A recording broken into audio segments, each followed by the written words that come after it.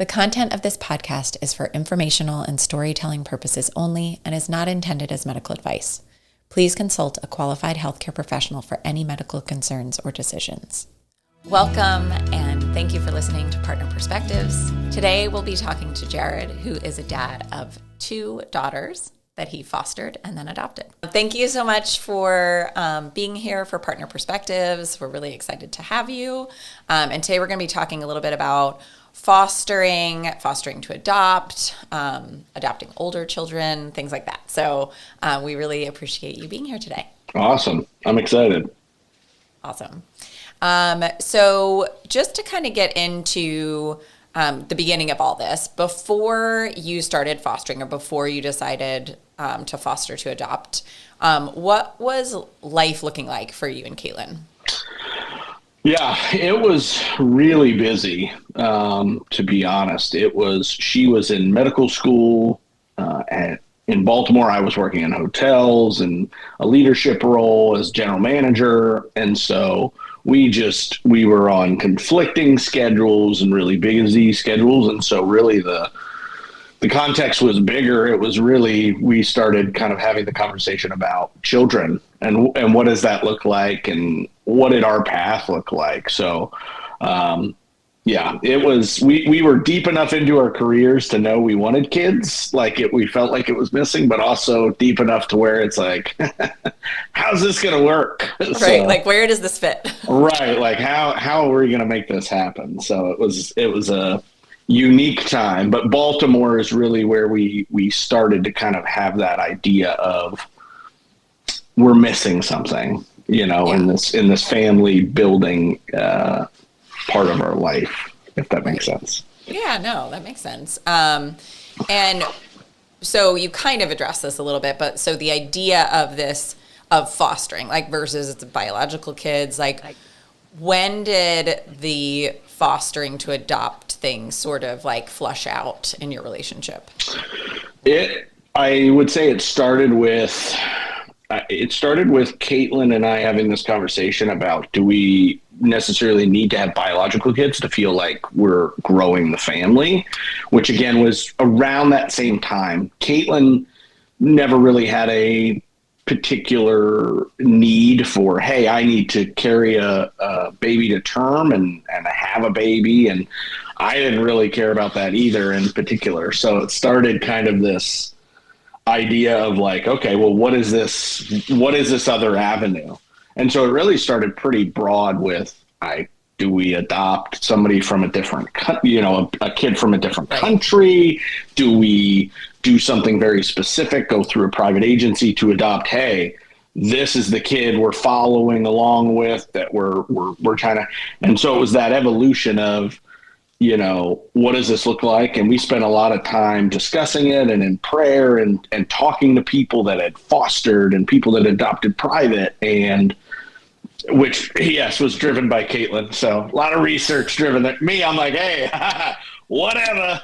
So it started very broad of, where is the right place for us to kind of find our kids. Right. And so that was something we started saying early on is our kids are out there. We just have to find them.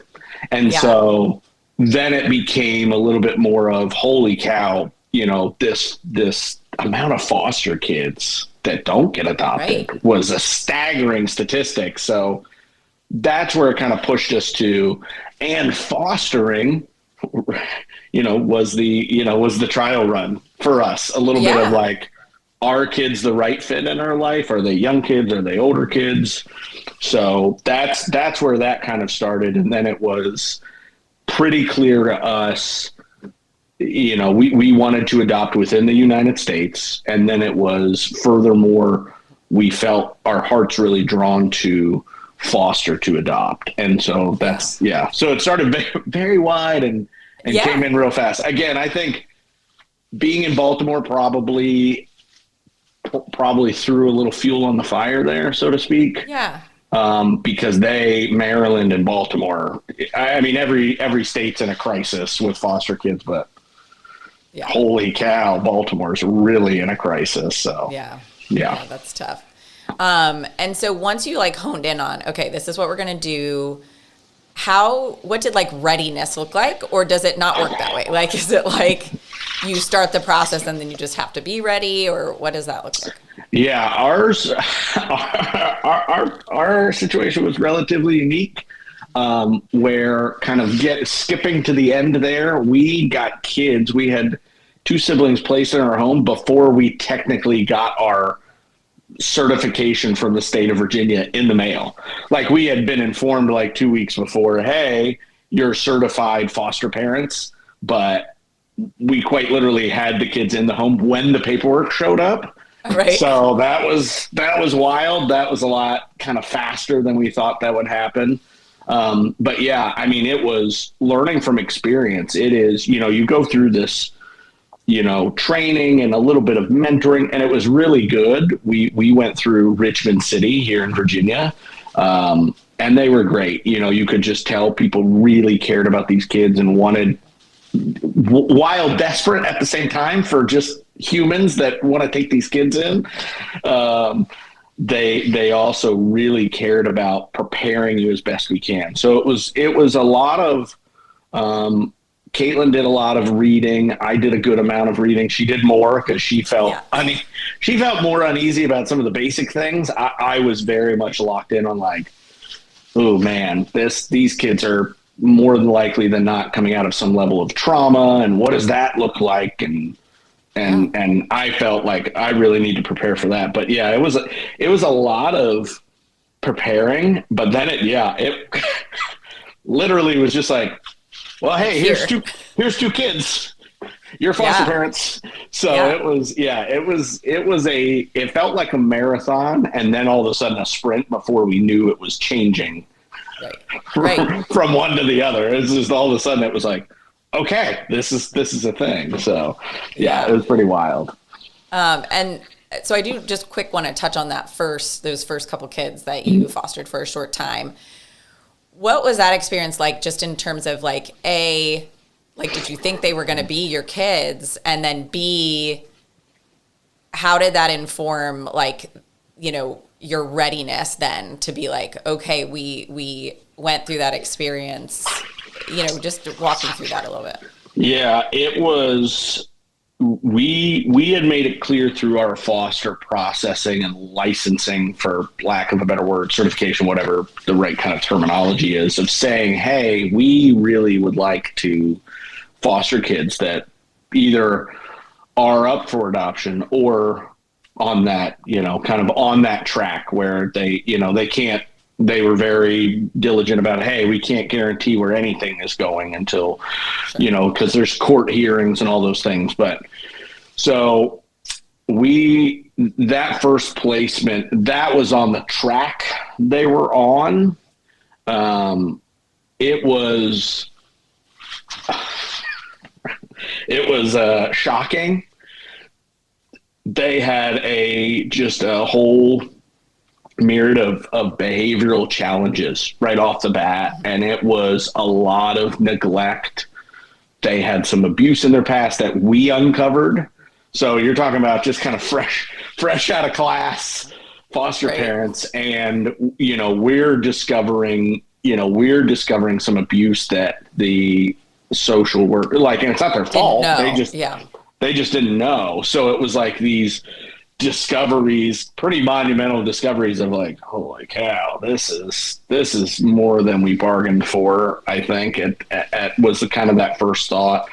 And a lot of it was, you could see, and they were two young boys, both under the age of 5.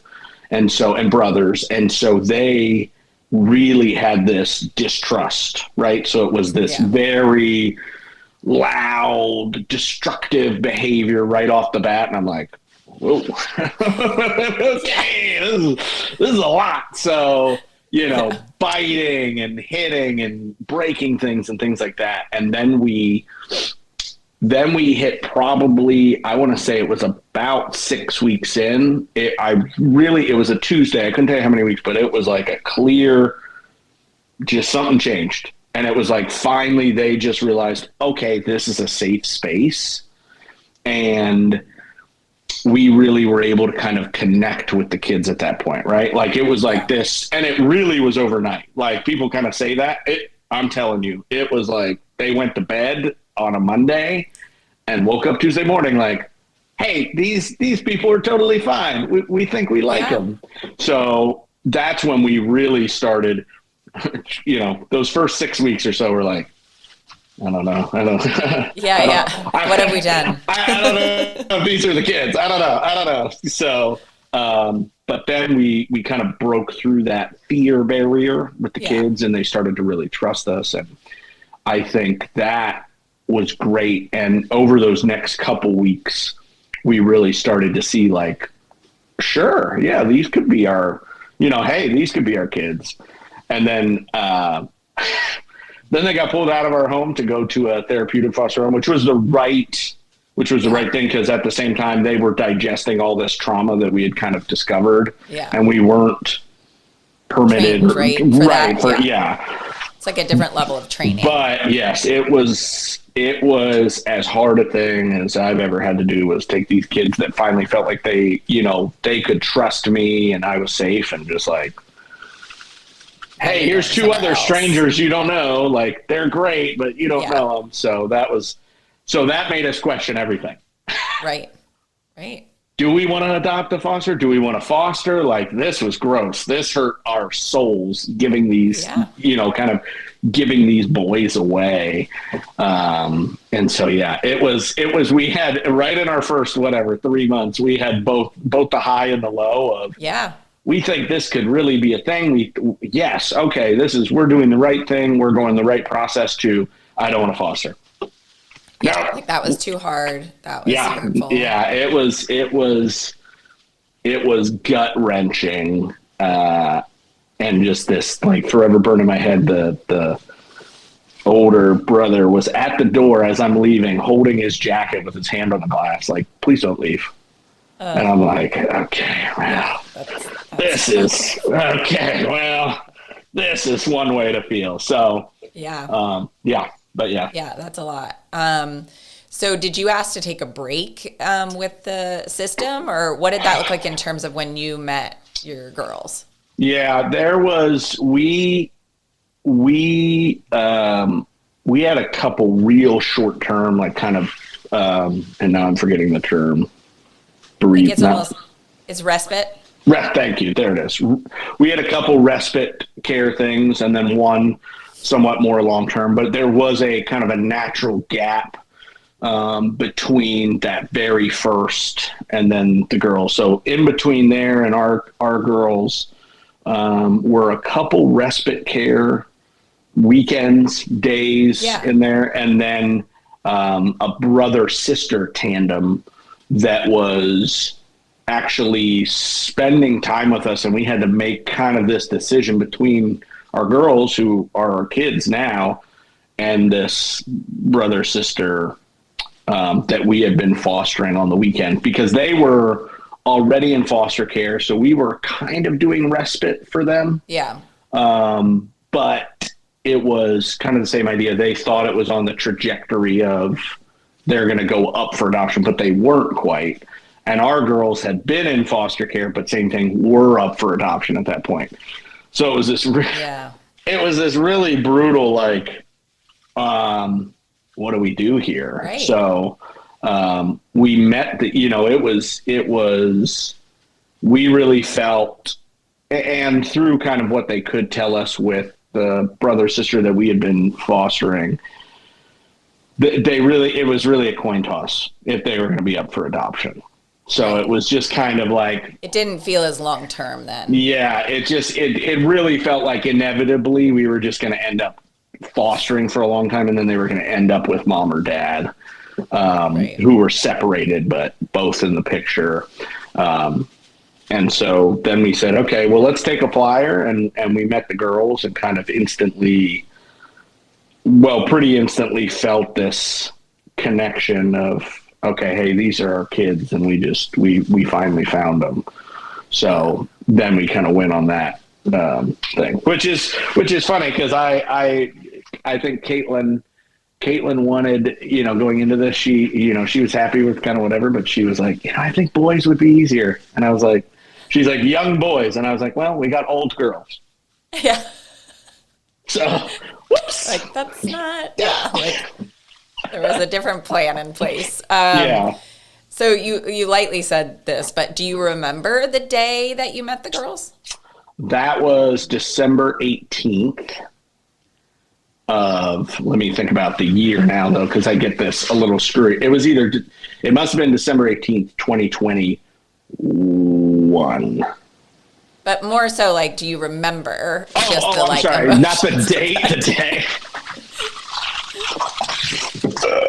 Yes, very much so. Yeah, sorry. That was funny.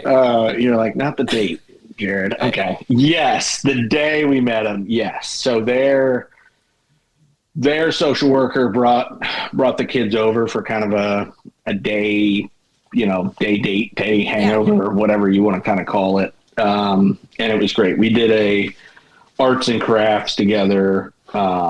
Obviously they were very shy, and they're 9 and 10 at the time. And so just very like old enough to be perceptive and obviously aware of what's happening and involved in this decision of whatever, but also young enough to not really like, who are these people? What are we doing? It just is kind of this, but yeah, it was good. They were very clearly nervous. They liked our dog at the time, Natty, who was great and just loved everybody. So she was kind of a fun, kind of welcoming presence. Yeah, like an icebreaker. So she was good. And we did I forget what we did. We did like a painting or clay arts and crafts thing. So it was like something that we kind of did together. Yeah. Which was fun, and made dinner together. And I forget what we had. It was something very random. I think it was like baked beans and mac and cheese, or when I say random, I mean random, real random.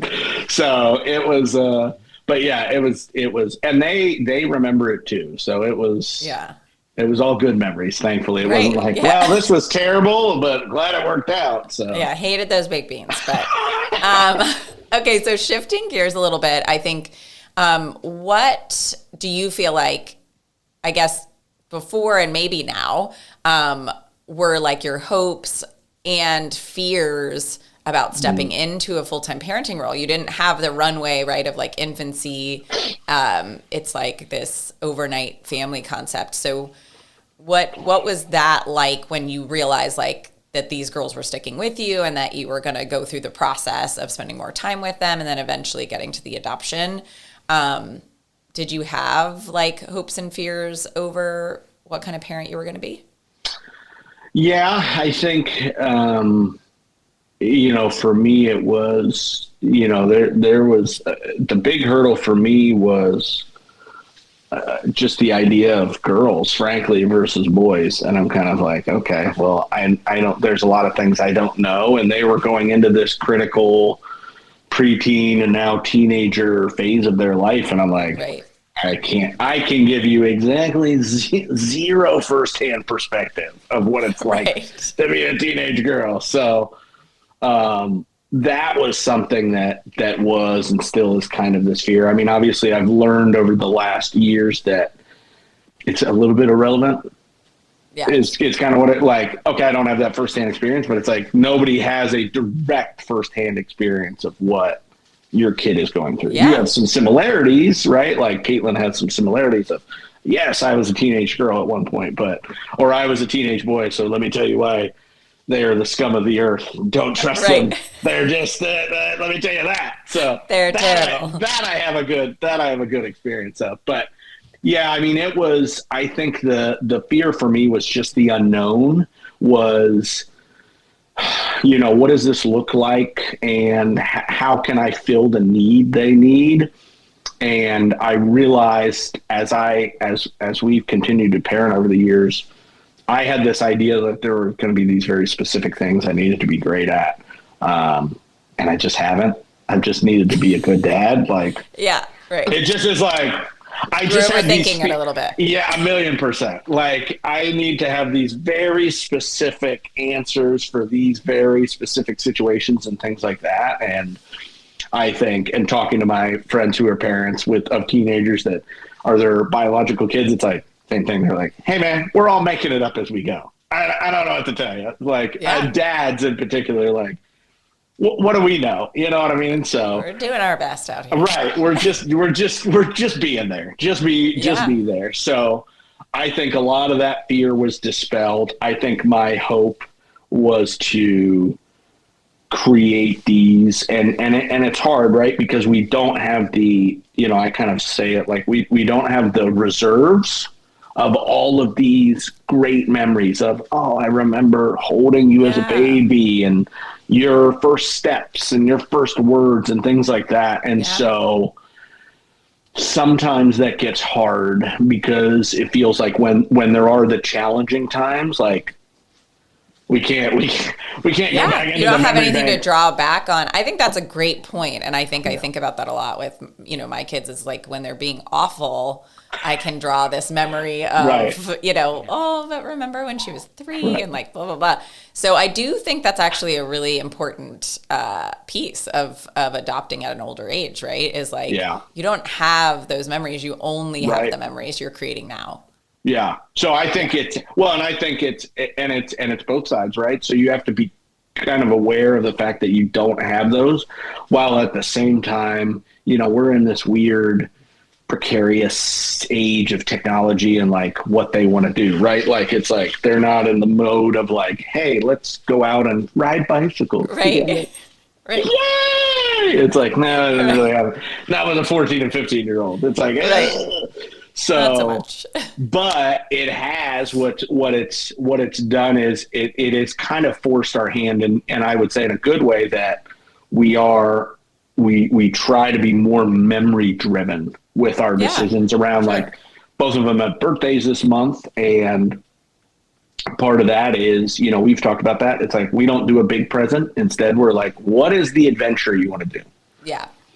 So I love that. Our younger daughter wants to go to Great Wolf Lodge with her friends. Cool, great, whatever. And our older daughter wants to do a spa day with her friends. So it's like, sure, whatever. But again, it's about like kind of that same idea of like we gotta overdo the amount of memories now to try to build that, kind of build that up, because again, we don't have it, and it is hard. I will say that when they're being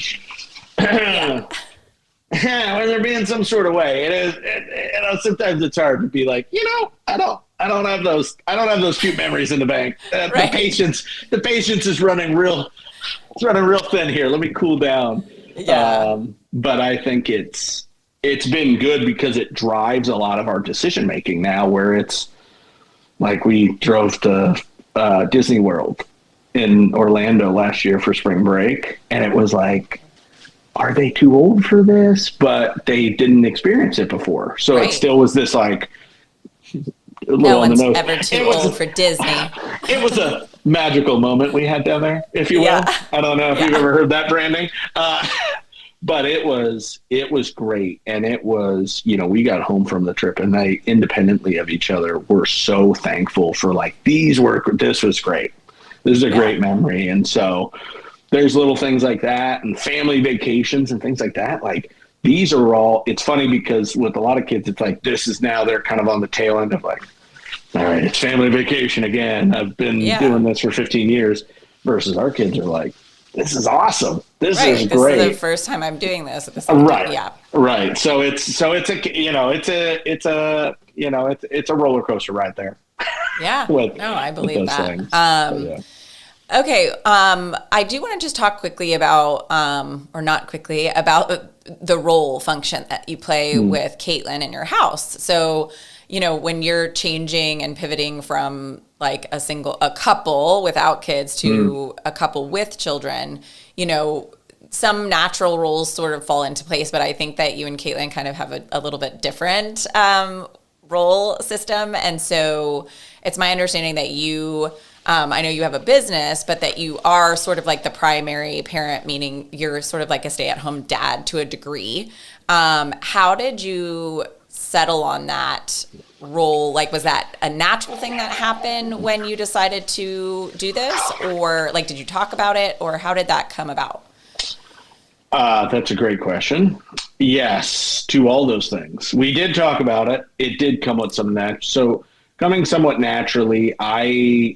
Some of the domestic things, like I've been the cook for the last 10 years of our relationship. Basically, I like to cook. Caitlin doesn't particularly like to cook. Yeah. She's not great at it. It's okay. Neither am I. It's all right. Hey, she's great at a million things. Cooking's just not one of them. So yeah, that's okay. There were a few of those where there was some natural kind of like, I was already kind of that. I was already the grocery shopper and the, kind of laundry organizer and the cook for the family and the, let's get the dog to the vet and let's get the, kind of whatever. So it was somewhat already in place. And then we talked about it. So Caitlin is the scheduler, right? She's the taskmaster, calendar master in the house. So, which she loves. She loves to have it on our shared Google family calendar. And so if God forbid, I don't put it on the right calendar, it's a real crisis. So, but it's great, right? So she, her strength, she's very task oriented. She's very organized. She kind of can say, hey, these are those things. And so when we talked about it, we wanted to lean into those strengths and just try to kind of have that as the right, kind of set ourselves up for success as much as we could in these parenting roles. So organization, dates, times, things like that. And she's excelled. I think she's really grown over the last couple of years, I don't know what else to call it, like kind of the shopping mom. I don't know the right, but I have to go take my kid to help her get a dress. I have to do these things. And she's really enjoyed it. So it was something she was like, ooh, I don't know if I'm going to be good at it or want to do. Right. And so it's like, for me, I'm like, I can't help you there. Sorry. Right. So it's funny. I mean, I've taken both the girls bra shopping a couple of times. It's not great. It's not great. It's not a great situation. I'm willing, but I don't quite have the skill set. So, obviously we cross over a little bit there, but I mean, talking about the dynamics there and being the kind of the more available parent, because I work from home most of the time. So just physically being available to like go to the school or get the kids wherever has been something we kind of knew of. And foster care before the girls was a good kind of a dry run there to see, like, does this work? I mean, at the time when we first started fostering, I was working full time in hotels, and that did not work. Right. Just plain and simple. It was my physical demand, like the physical presence was too much. And the same thing with Caitlin. Obviously, she has an incredibly demanding job, and she wears the professional pants in the family by a large margin. I'm in like short shorts compared to her long pants of success and things. And but again, we knew that even before fostering, kind of her career trajectory. So I think that might have led into that. And so it was already kind of in that role, just in our marriage without kids. Sure. But fostering was a great wake up call to be like, ooh, okay, what works and what doesn't work. And as our kids have gotten older, it's been interesting to see the dynamic change a little bit. So it is, they complain when I'm not around, but when I'm around, they don't really want to be around me. They just want me in the house. Yeah. So I just comfort there. That's like a thing. So it's funny. Right. So it's like the fun activities have exponentially now moved over to the Caitlin side of things. Right. You're like, what's happening? And they just want me around. Yeah. It's like I'm like, hey, do you want to hang out and watch a movie? No, not really. Okay. I'll just be in my office if you need me. That's fine. So it's funny to kind of see the dynamics change. But I mean it is the disciplining, feeding, clothing, running around, etc. It's probably an 80-20 split my way. Which again, I mean, we're happy to do it and it works. I think that's the biggest thing. And it'd be interesting to see if we had boys, if it'd be different. Like if there'd be more of a demand there for mom, like, kind of that cross, like Yeah. girls need more dad time, boys need more mom time type of thing. But who knows, right? We will never know. We will never know. Right. We're at 2 and we're good. Thank you. Yeah. No more for us. All right, we're almost at time, but I do have a question about, is there a moment, and I'm sure there's more to come, but is there a moment with your daughters that, makes you emotional to think about, something really happy or something that was hard? Like, do you have, I call them like core memories, but do you have like something that you could speak to about that? Yeah, I think we had a lot of hard moments, but I think, it's a little cliche, but I think I remember very specifically the first time they both said they love me, or I love you to me, if that makes sense. So that was weird, but that was and especially with our kids, because they really had this, really traumatic kind of past where there just was a lot of this kind of falsehood of like, oh, I love you, but I'm going to abuse you. I love you, but I'm going to neglect you. Right. And so it really took a long time to kind of cross that barrier of not only can what does that mean? Right. Yeah. Like what, right. Like it was, and, I think there was, it meant that much more because you could tell they like habit almost wanted to, but didn't trust themselves to say it. Like it was kind of like, oh, this is gross. Yeah. I don't know if I want to, because that means and like something. for a kid to have to think about withholding that is that's right, heavy, right. Like it was this kind of whatever in the midst of a day type of moment, really, with both of them. So it wasn't like this, let me make a big moment out of it type of thing. Yeah. But I remember it very specifically, and it was almost like this weight lifted off their back. Yeah. And again, independently, and they were a couple weeks apart, but it was like this, oh, okay, I can finally kind of really trust and really kind of give everything, right? Like now I'm saying we're really in this. Now, as just a little anecdote there, then the next day they were like total jerks, but of course, that's teenage life. It was like gross. Yeah. Now that I said it, gross. Now I gotta back up. I gotta get away from this. So. But yeah, that was, it was like this, long entrenched, I don't want to say fight, but it was at some level, like it was this long entrenched fight for them to get through something. And for me to really get to their core to say like, this isn't the same that you've had. And so, yeah, it was a very cool dynamic moment. And then they wrote it in my Father's Day card. Not year one, but year 2. Yeah. So it took a long time. Yeah. So I still have those Father's Day cards, which was cool. Of course, you got to save that for sure. Okay, last question. Okay. Couple more minutes. When you think about your family now, and how it's evolved and changed, what does a home mean to you? Mm-hmm. And what do you think it means to your girls? Yeah, I think that's a great question. I think that it is about the experience over location. So what does that mean? In my brain, that says like, for me, when I think about home, I think about, can we laugh with each other in the darkest of times and in the brightest of times? So to know me is to know that my life is revolved around humor. So I like to strategically use it when somebody's having a hard day. I throw a lot of jokes that miss. I'm a volume humor guy. Like it is what it is. Something will land. Right. Like I'm just, hey, if I keep trying, one of these will get a laugh. So I take a tremendous amount I get a lot of joy out of that. And so for me, when I think about home if you don't have laughter at some point in that space, whatever it is, that's not a home.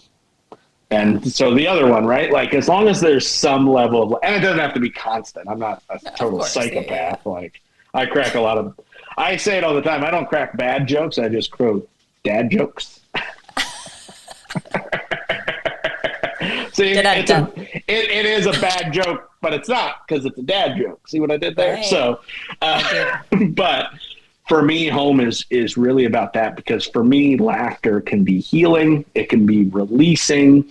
And so I don't so much think about us in the house we're living in or the car we drive or whatever that is. But the four of us have these selective moments where everybody is laughing. And for me, it's like, that's branded.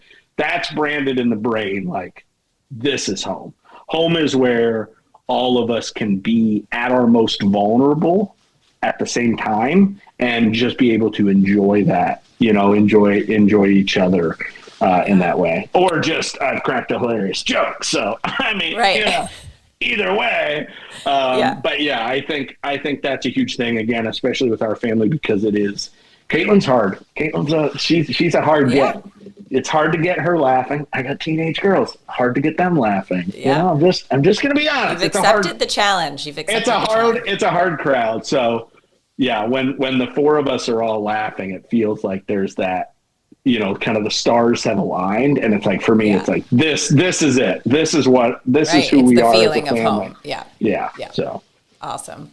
Well, thank you so much for being here. I feel like I could have a bonus episode because I had more things to ask you, but sorry. Keeping it our Sorry. No, I mean, I'm happy for your candor and vulnerability, and I appreciate that so much. So thank you for being here. I will let you know if we want to do a follow-up, because we might. Okay. All right. Awesome. Thank you so much. Okay. All right. Have a good one. If you want to hear the other side of this partner story, make sure to like and subscribe.